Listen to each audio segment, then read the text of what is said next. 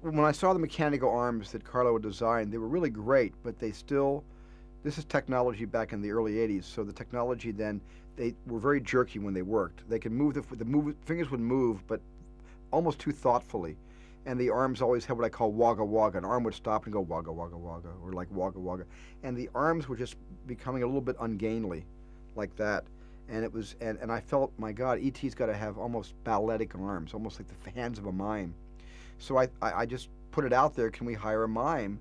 And we'll put the E.T. hand makeup on a mime's hands so the artist can really be artistic about picking things up and touching themselves and reaching out and touching Elliot and Gertie and Michael. And so this is where this wonderful mime artist came to work with us.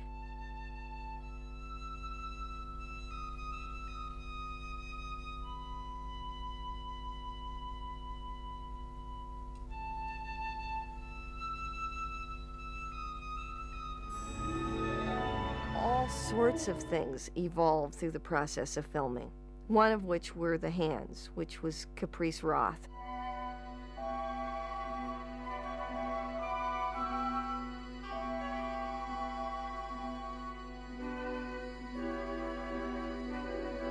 I remember a wonderful moment where Caprice's had a lot of coffee in the morning when we came to work early, and we began to work, and her hands were actually shaking.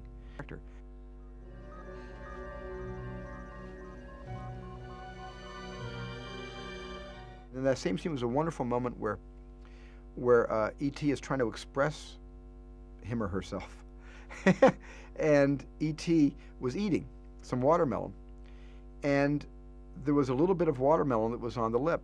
The most natural thing in the world was she reaches up, takes a little piece of errant watermelon off of the lip.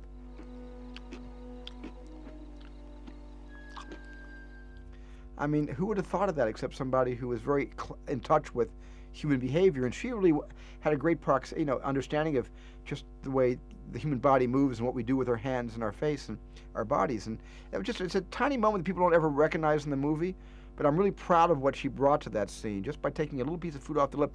Brought E.T. to life like that. He was alive in that moment. Completely alive. Nobody was running him. There were no wires. There were no servo motors going.